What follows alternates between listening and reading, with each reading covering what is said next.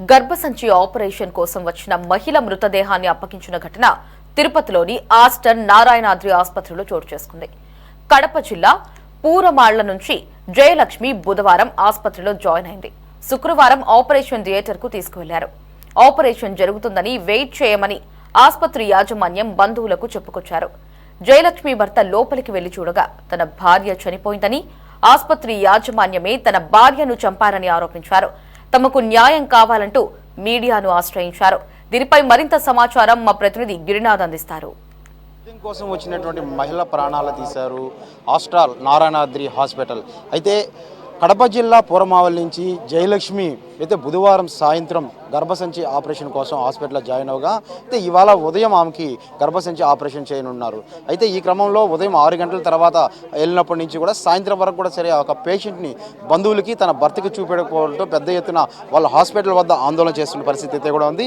అయితే వైద్యులు అయితే ఇప్పటి వరకు కూడా ఆమె చనిపోయినట్టు కూడా ధృవీకరించిన పరిస్థితి. లోపలికి వెళ్ళి తన భార్యకు ఏదైతే వైద్యం చేశారు, ఇప్పటి వరకు గంటన్నర షోప్లో అవ్వాల్సిన వైద్యాన్ని ఏ విధంగా చేశారు, ఇప్పుడు వరకు కూడా సరే కొనసాగిస్తూ ఉండడం. గంటకో మాట చెప్తా ఉంటే మాత్రం ఎట్టకేలకు లోపలికి వెళ్ళి తమ భార్య ఏదైతే శరీరాన్ని కూడా చూసి చల్లారిపోయినట్టు ఉన్నటువంటి చనిపోయినట్టుగా కూడా సరే ఆయన ధృవీకరించుకొని ఇక్కడ 100కు కాల్ చేసి పోలీసు వాళ్ళు కూడా ఆశ్రయించిన పరిస్థితి అయితే కూడా ఉన్న పరిస్థితి అయితే ఉంది. ఇక్కడ వాళ్ళ భర్త ఉన్నారు. సార్ చెప్పండి సార్, మీరు ఎప్పుడు వచ్చారు, ఇలా ఏం జరిగింది అసలు?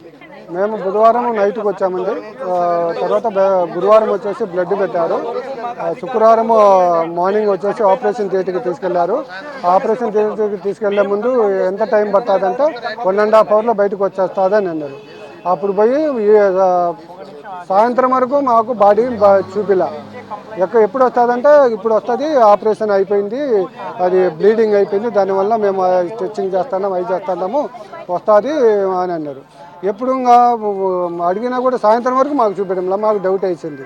అడిగితే ఇప్పుడు వస్తుంది అప్పుడు వస్తుంది అని ఏదో ఒకటి టీవీ ముందు ఏదో ఒకటి వాళ్ళు ఊరిగా కహాని చెప్పేస్తాను. 7 గంటప్పుడు మేము చూస్తే గౌన్ ఎత్తి చూస్తే బాడీ అంతా కూల్ అయిపోయి మొత్తం ఎల్లో కలర్ పాదాలని ఎల్లో కలర్ అయిపోయింది. అప్పుడు సిపిఆర్ అది ఇది చేస్తాను. అప్పుడు మేము పోయి అరిస్తే అప్పుడు వాళ్ళు అంటారు ఎవరే కానీ పలకడంలా, మాకు ఎవరు రెస్పాండ్ చేయడంలా, డాక్టర్ లేరు, మేనేజ్మెంట్ లేరు, ఎవరు లేరు, నర్సులు వాళ్ళు మాత్రమే ఉండరు, రమ్మని మీ డాక్టర్ కానీ ఎవరు రమ్మంటే ఎవరే కానీ రావడం లేదు. డాక్టర్ని మాట్లాడిస్తే ఏం చెప్పారు? అసలు మీ భార్య చనిపోయినట్టు ధృవీకరించారు లేదా ఇప్పటి వరకు? మేము అడిగిన తర్వాత మేము పోయి హాస్పిటల్కి పోయి అడిగిపోయేది మీరేం చేస్తాండ్రు, మా బాడీలో అసలుకు బాడీ ఎప్పుడో చనిపోయింది, మేము పోయి అరిస్తే అప్పుడు చెప్తాండ్రు మాకు ఎవరే కానీ 3 రోజులు అబ్జర్వేషన్లోనే ఉండాలని అన్నారు. మాకు డౌట్ వచ్చింది. వచ్చి మేము పోయి చెక్ చేసుకుంటే అప్పుడు శరీరం అంతా కూల్ అయిపోయింది. అప్పుడు మేము నిన్న బాడీ చనిపోయింది మీరేం చేస్తుంటారని అప్పుడు కేకలేస్తే అప్పుడు వాళ్ళు తీసేసి దాన్ని ఊరికే సిపిఆర్ మా ముందు ఊరికి చేస్తాను. డాక్టర్లతో మాట్లాడారు కదా, వాళ్ళ తీరు ఎలా ఉంది మీతో? మీ మీద వాళ్ళు మా డాక్టర్లతో మాట్లాడాము. వాళ్ళు చేసిన తప్పుకు భయపడింది వాళ్ళు, దానివల్ల వాళ్ళు రాలే మా దగ్గరికి. అది ఎప్పుడో బాడీ చనిపోయింది పగులే. డాక్టరు మేము మాట్లాడుతుంటే 4 కొరికి మా మీదకి వస్తాడు డాక్టరు. నేను కొట్టడానికి వచ్చాడు. అప్పుడు నేను మర్యాదగా నేను సీరియస్ అయ్యాను. తర్వాత వాళ్ళు పారిపోయారు. అయితే మనం చూడొచ్చు, అయితే ఈ సంఘటన జరిగిన వెంటనే వాళ్ళ బంధువులందరూ కూడా సరే ఇక్కడికి వచ్చిన పరిస్థితి అయితే కూడా ఉంది. అందరూ ఇక్కడ కన్నీరు పరమవుతుంది. ముందుగా మనం ఇక్కడ వాళ్ళ అమ్మాయి ఉంది, అంత మాట్లాడదాం. అమ్మ చెప్పండి అమ్మ, ఆపరేషన్ అదే బుధవారం జాయిన్ అయ్యారు కదా, జాయిన్ అయినప్పుడు మీ అమ్మ సీరియస్గా ఉందా, నడుచుకొని లోపల హాస్పిటల్? మంచిగా ఉంది సార్. అసలు అమ్మకి ఏమి కాలేదు, బ్లీడింగ్ అవుతుందంటే ఇట్లా ఆపరేషన్ చేయాలి అన్నారు. లాప్రోస్కోపీ అయితే మాకు ఏమంటే కొంచెం సిజరిన్ వాళ్ళ కన్నా ఇది కొంచెం బెటర్ అని మేము ఇది చేయమన్నాం. కానీ ఆ డాక్టర్ ఇప్పుడు చనిపోయిన తర్వాత ఇట్లా లాప్రోస్కోపీ చేస్తే 1 లాఖ్లో 1 మెంబర్కి ఇట్లా జరుగుతుందని అప్పుడు చెప్తున్నారు.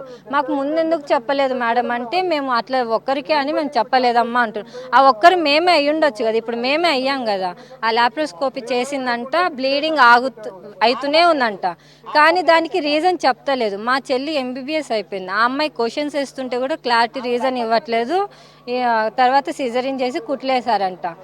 7:30కేమో చనిపోయింది. అప్పుడు కూడా బ్లడ్ దమ్మని పంపించారు. హార్ట్ రేట్ తగ్గిపోయిందని సిపిఆర్ చేసినారు. అసలు ఆపరేషన్ చేసిన డాక్టర్ ఇప్పటి వరకు లేదు సార్. అంత క్రిటికల్ కండిషన్లో ఉంటే ఇంటికి ఎలా వెళ్ళిందామా, చనిపోయిందని మేము ఇంతసేపు మొత్తం. డాక్టర్ ఎవరు, పేరు తెలీదు, ఎవరు భార్గవి అంట. ఆమెని ఇంకో ఆయన ఉన్నాడు.